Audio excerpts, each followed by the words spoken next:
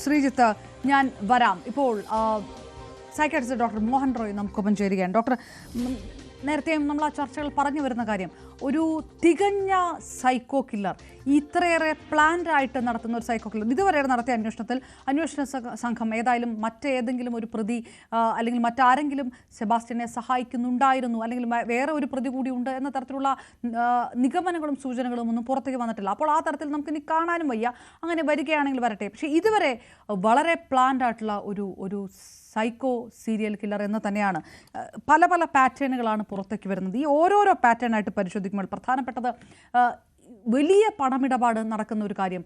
ഈ സ്ത്രീകളെ വലയിലാക്കിയതിനു ശേഷം കോടികളുടെ സ്വത്ത് കൈവശപ്പെടുത്തുന്ന സെബാസ്റ്റ്യൻ, ആദ്യത്തെ കൊലപാതകത്തിന് ശേഷം, ആദ്യത്തെ കേസിന് ശേഷം 2012 ശേഷം സെബാസ്റ്റ്യൻ ബാങ്കിൽ പോകുന്നില്ല. ബാങ്ക് ഇടപാട് പരിപൂർണമായിട്ടും ഒഴിവാക്കുന്നത് ഏതെങ്കിലും തരത്തിലുള്ള ഒരു തെളിവ് അവശേഷിപ്പിക്കാതിരിക്കാൻ വേണ്ടിയാണോ? അങ്ങനെയാണെങ്കിലും ഈ ബിഗ് ഷോപ്പറിൽ ഇത്രയും വലിയ എമൗണ്ട് പണം കൊണ്ടു നടക്കുക, എല്ലാ സമയത്തും ബിഗ് ഷോപ്പറിൽ പണം കൊണ്ടു നടക്കുക എന്ന് പറയുന്നത് അത് ഏത് തരത്തിലാണ് കാണേണ്ടത്?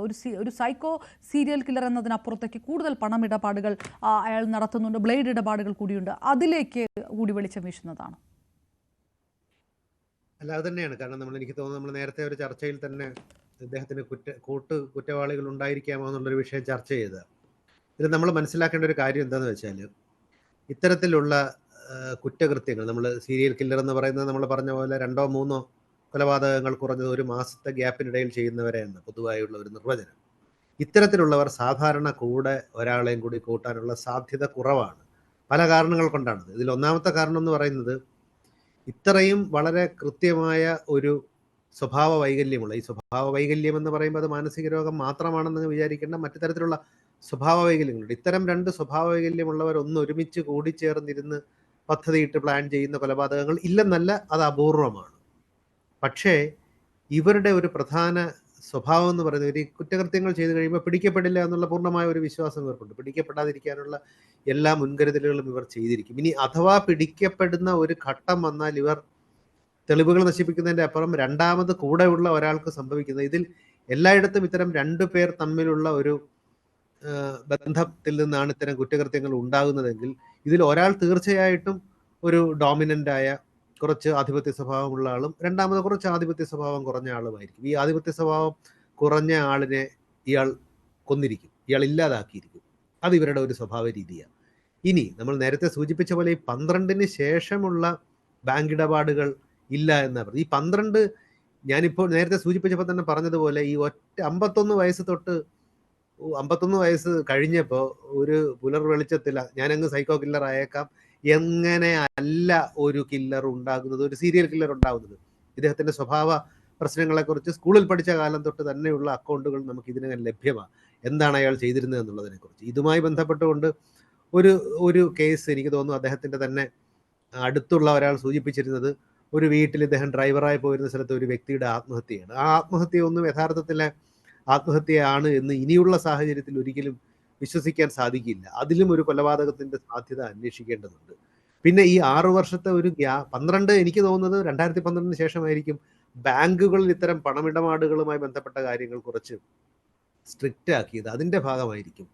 എന്നാലും അതിൽ നമ്മൾ അന്വേഷിക്കേണ്ട വേറൊരു കാര്യമുണ്ട്. നമുക്കൊരു നോട്ട് നിരോധനം വരികയുണ്ട്. നോട്ട് നിരോധനം വരുന്നതിന് മുമ്പൊക്കെ തന്നെ ഇത്തരത്തിൽ വലിയ തോതിൽ പണം ഇത്തരത്തിൽ സംഭരിച്ച് വെച്ചിരുന്നവരൊക്കെ വലിയ നോട്ടുകൾ, 2000 രൂപയുടെയൊക്കെ നോട്ടുകളാണ് ഉപയോഗിച്ചിരുന്നത്.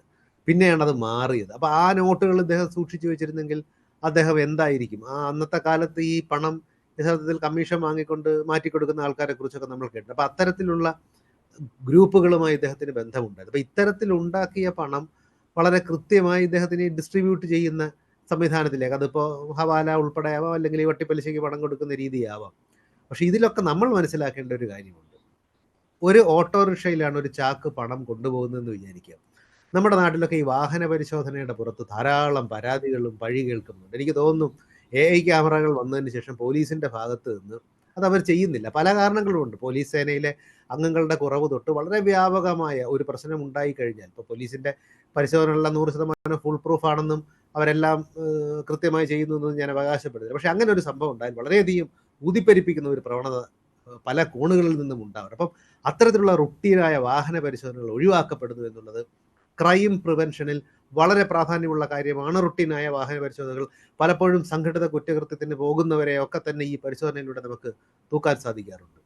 ഇദ്ദേഹം ഇത്രത്തോളം പണം ഒരു ഓട്ടോറിക്ഷയിൽ ഇങ്ങനെ കൊണ്ടുപോയിരുന്നെങ്കിൽ ഒരു അസാധാരണമായ സാഹചര്യവും തോന്നി ഒരൊറ്റ പോലീസിന്റെ പരിശോധനയ്ക്കോ ഒരൊറ്റ ചെക്കിങ്ങിനോ പോലും ഇദ്ദേഹം വിധേയനായിട്ടില്ലെങ്കിൽ അത് നമ്മുടെ നിലവിലുള്ള സംവിധാനങ്ങളുടെ ഒരു കുറവ് തന്നെയാണ് കാണിക്കുന്നത്. ഇങ്ങനെയൊന്നും പോരാ ഒരു സ്ഥലത്ത് ഇത്തരത്തിലുള്ള ഒരു ക്രമസമാധാനം നടത്തേണ്ടത് എന്നുള്ളത് തന്നെ. അത് സംവിധാനങ്ങളുടെ ഇപ്പോൾ 12 തൊട്ട് ഇങ്ങോട്ട് വരുമ്പോഴത്തേക്കും അത് ഭരിച്ചിരുന്ന ഒരു കക്ഷിയുടെ മറ്റൊരു കക്ഷിയുടെ ഒരു വീഴ്ചയാണെന്നല്ല ഞാൻ പറയുന്നത്. പൊതുവായ നമ്മുടെ ഒരു സാമൂഹിക ഉത്തരവാദിത്വത്തിൻ്റെയും കൂടെ വീഴ്ചയാണ്. അതോടൊപ്പം തന്നെയാണ് നമ്മൾ ഇദ്ദേഹത്തിൻ്റെ ഈ മറ്റു സ്വഭാവങ്ങൾ, അദ്ദേഹത്തിന് ഭിന്നശേഷിക്കാരനായ ഒരു കുട്ടിയാണെന്നാണ് നമുക്ക് പറഞ്ഞതിൽ നിന്ന് മനസ്സിലാവുന്നത്. അപ്പോൾ ഇത്തരത്തിലുള്ള ആൾക്കാർക്ക് തീർച്ചയായും ഇത്തരത്തിലുള്ള ഒരാളുമായിട്ടൊരു സോഫ്റ്റ് കോർണർ ഉണ്ടായേക്കാം.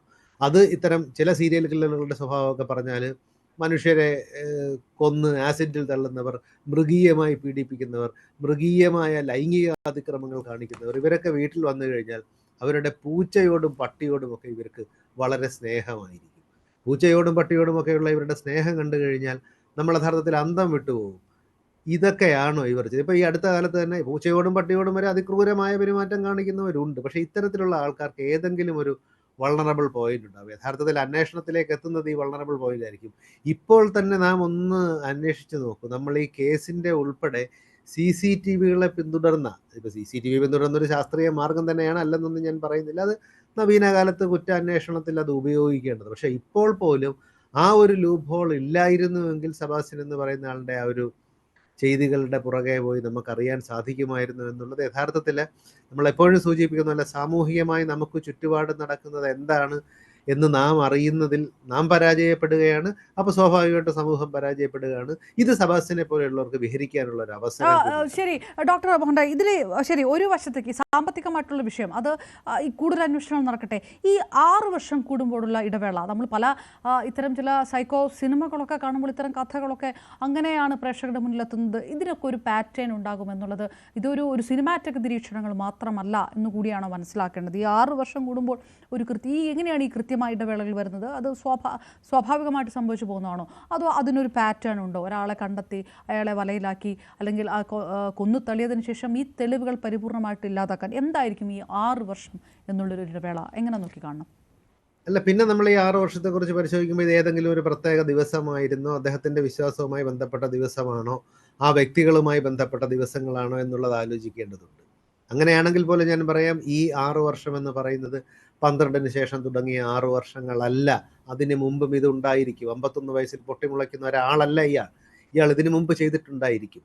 അങ്ങനെയാണെങ്കിൽ 6 വർഷം എന്ന് പറയുന്നത് ഒരിക്കലും ഒരു തെളിവ് പൂർണ്ണമായി നശിപ്പിക്കാൻ ശാസ്ത്രീയമായ 6 വർഷം എടുക്കുമെന്നുള്ളതിൻ്റെ അങ്ങനെ ഒരു കുറ്റാന്വേഷണ പാറ്റേണിലുമില്ല. ഇനി അങ്ങനെയാണെങ്കിൽ ഇദ്ദേഹത്തിനോടോ ഇദ്ദേഹത്തിൻ്റെ നിർഭാഗ്യവാന്മാരായ ഇരകളുടെയോ ഒരു പ്രത്യേക ദിവസം വല്ലതും, അവരെ സെലക്ട് ചെയ്ത് അവരെ കൊണ്ടുവരുന്നത്, അവരെ വശീകരിക്കുന്നത് ഒരു പ്രത്യേക ദിവസം വല്ലതും ആയിരിക്കും. അതിനുള്ള സാധ്യതയാണുള്ളത്.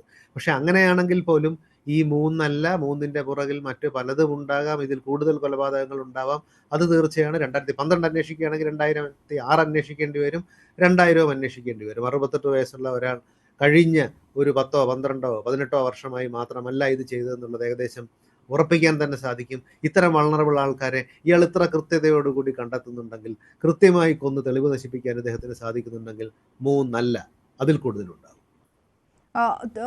അപ്പോൾ അതോടൊപ്പം